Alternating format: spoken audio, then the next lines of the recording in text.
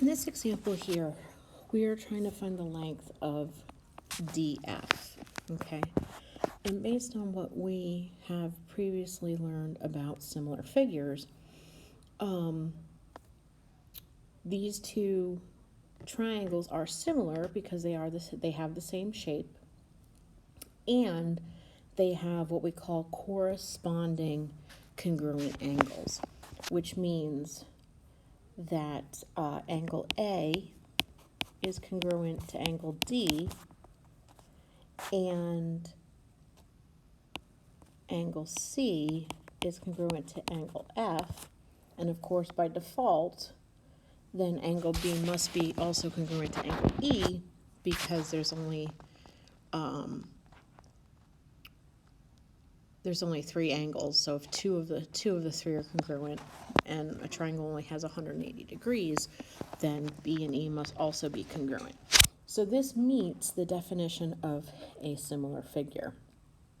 So knowing that these two figures are similar, I know that the side lengths are proportional. So that means I can set up a proportion to solve for my missing length. Now, one thing to keep in mind is that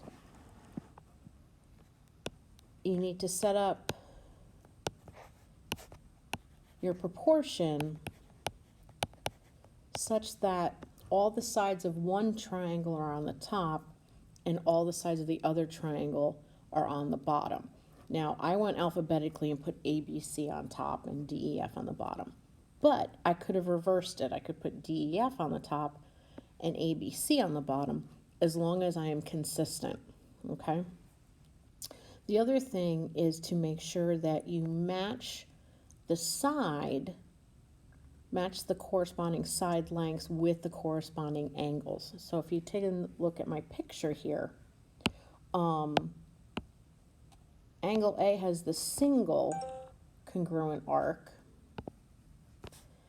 and C and F have the double congruent arc.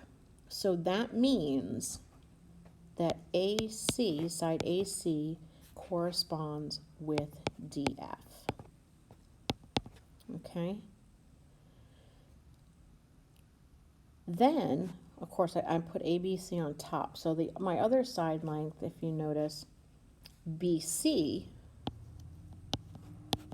is the side that is between the double arc angle and the non indicated angle B, and the side that corresponds with that would be EF.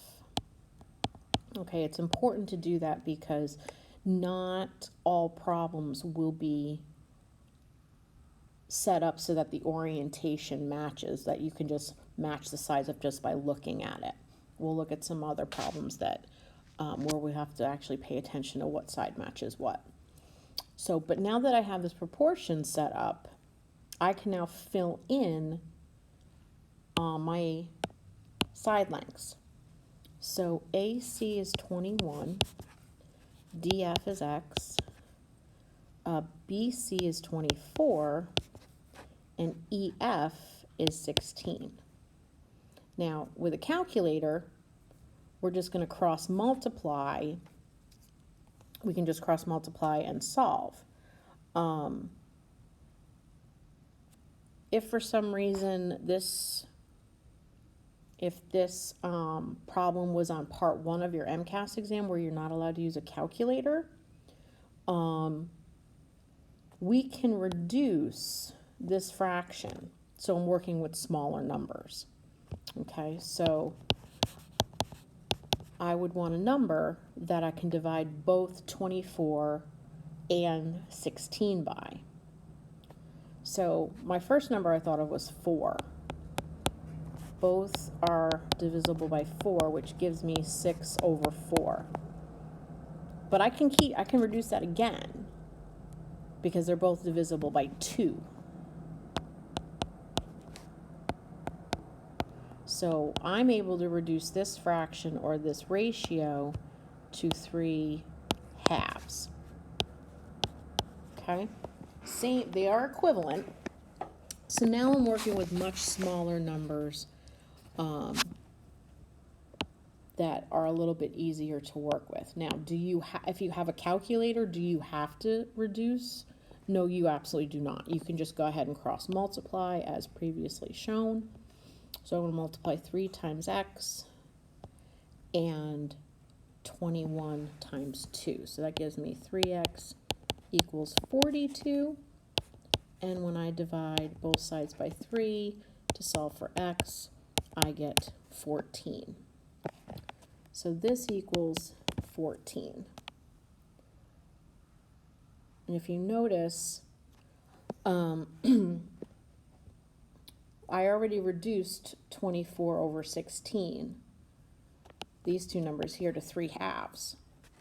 And if I take 21 and its corresponding side of 14, if I divide both numbers by 7, I get 3/2.